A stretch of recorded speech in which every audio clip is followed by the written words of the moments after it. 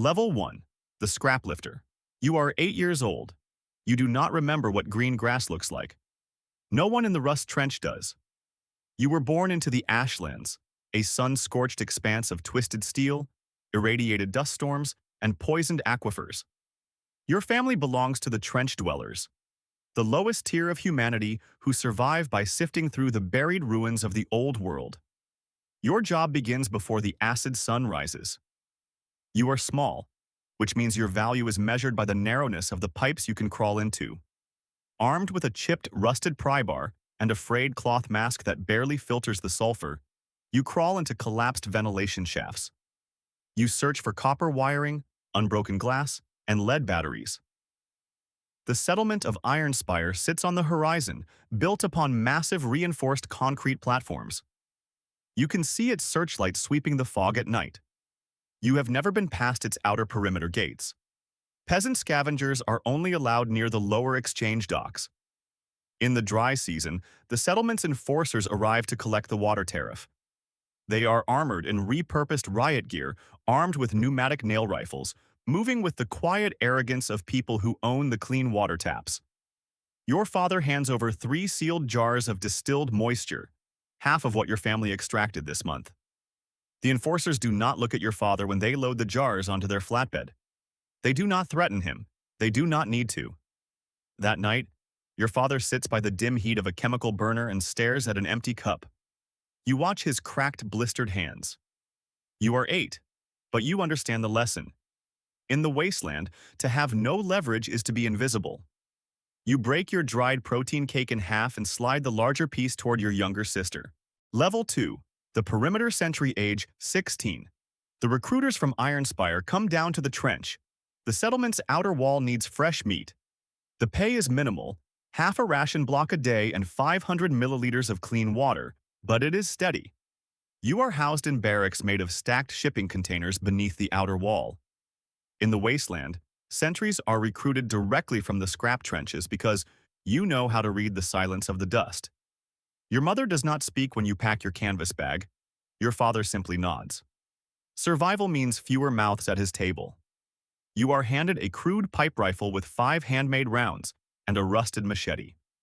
You are placed in the outer trench line.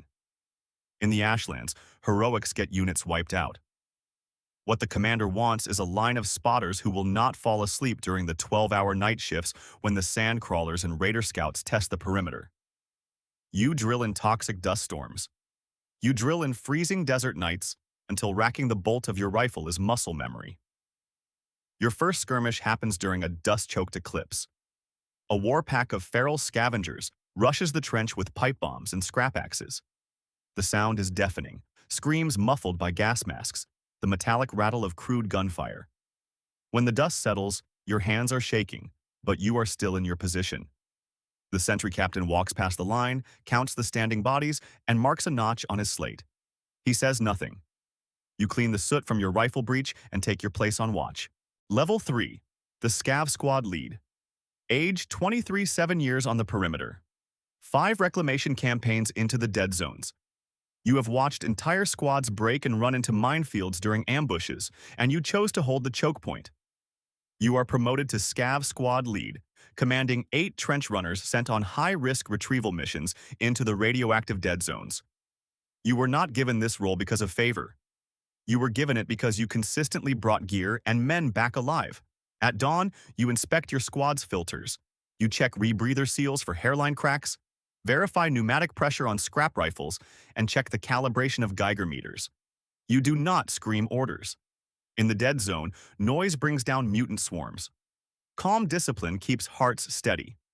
A new recruit, a terrified kid from the low trenches, freezes when the radiation clicking on his meter spikes near a collapsed subway depot. He is not a coward. He is inexperienced. You grab his shoulder harness, pull him down behind a concrete pillar, and look directly into his goggles. Listen to my breathing. Count the clicks between my breaths. Your gear is intact. Move when I move. He nods, exhales, and follows. 3 weeks later, during a collapse in an underground armory, he holds the support beam while your squad pulls 2 crates of preserved ammunition out. You remember his name. Level 4. The Outpost Overseer. Age 30. You are appointed Outpost Overseer, commanding a forward operating base that controls a vital deep well water valve in the northern sector. You now lead 80 armed sentries, 30 scavengers, and 2 technical engineers. You are still a trench-born fighter in the eyes of the High Citadel, but you are at the apex of the field ranks. Orders descend from the high command above. Security and water quotas flow upward through you. You settle daily disputes over ration deductions, bunk space, and equipment sharing. In the harsh desert, minor grievances fester quickly. You shut them down coldly and impartially. A veteran Citadel officer visits your outpost during a supply run and tells you, "An overseer who dies out here usually dies from poor logistics, not raider bullets. If your men are thirsty, they will miss the sniper on the ridge." You are assigned private quarters, a modified armored trailer. For the first time in your life, you have a solid steel door between your bed and the barracks. The isolation is deliberate. It signals that the life and death calls made at this outpost are yours alone. Level 5. The Vanguard Striker Age.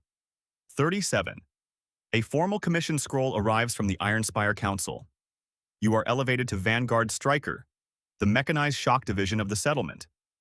You are issued an armored interceptor buggy equipped with a dual-mounted heavy machine gun along with 3 support footmen. For the first time when you drive through the lower scrap districts, the trench dwellers step aside and bow their heads. The same trenches where you crawled through pipes as a boy. The same dust roads where you walked with bare feet. You do not feel superior. You feel the crushing weight of the machinery you now represent. Your task is long-range patrol and heavy interception across the Great Dune Sea. Visibility is absolute. Out in the open flats, you are the primary target for Raider rocket crews. During an escort of a fuel convoy, your convoy is ambushed in a canyon bottleneck by a Raider warband. Your vehicle takes a direct hit to the rear axle, killing your gunner and flipping the chassis. Despite 2 cracked ribs and shrapnel in your leg, you drag yourself from the wreckage, mount the secondary manual turret, and hold the ridgeline until reinforcements arrive. The official combat log reads, "Position retained following vehicle incapacitation." That single log entry opens the heavy blast doors to the inner citadel. Level 6. The Ironspire Enforcer. Commander age 45. You are inducted into the Enforcer High Guard, the direct military arm of the settlement's governing council. You are stationed inside the upper platforms of Ironspire. You are armed with old-world ballistic rifles, sealed composite armor, and a direct radio link to the Citadel Command. You are summoned directly into the High Director's office. The room is quiet, climate-controlled, and clean, an alien environment compared to the roaring dust storms below. The Director observes you with the gaze of someone who has managed populations like numbers on a balance sheet. He says, "They tell me you never waste ammunition and you never panic." You reply, "Panic consumes water and focus, Director." Your duty now combines tactical defense with internal security. You attend strategic war councils regarding resource wars with rival settlements. During a closed briefing, a senior counselor suggests abandoning the low-tier scrap trenches to raider raids to preserve ammunition for the Citadel. You speak up plainly. If you cut the base of the tower to save mortar, the spire collapses in the first heavy storm. The trench is your labor and your early warning system. The council changes the deployment strategy. You spoke the hard truth when others offered easy compromises. Level 7. The Grand Logistics Magistrate Age. 52. You are appointed Grand Logistics Magistrate. You manage the food synthesizers, the water distillation grids, munitions distribution, and fuel reserves for over 50,000 survivors across the territory. Your signature on a work ledger dictates who gets standard rations, who gets medical serums, and which sector receives emergency water shipments. You think back to the tax enforcers who took your family's water jars when you were 7 years old. You make an unspoken rule on your desk. Every number on this ledger represents a throat that needs water.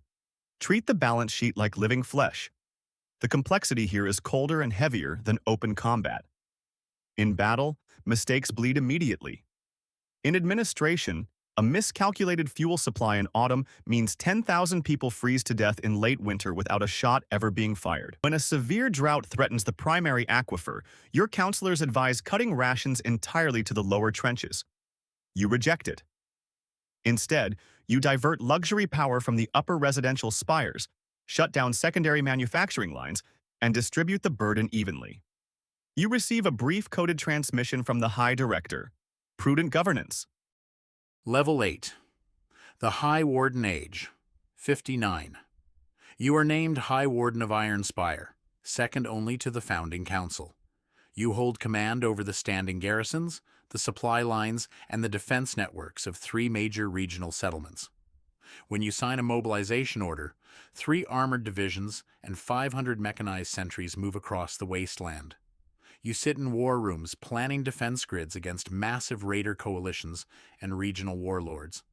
During a late-night planning session, a younger division commander marvels at your ability to manage 5 simultaneous sector crises without losing focus.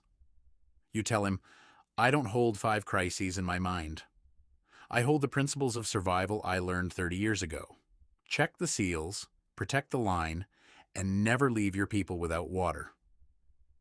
Late at night, surrounded by electronic holomaps, tactical reports, and diplomatic threats from rival factions, your desk holds one personal item, a rusted, worn copper pry bar from the scrap trenches of your childhood.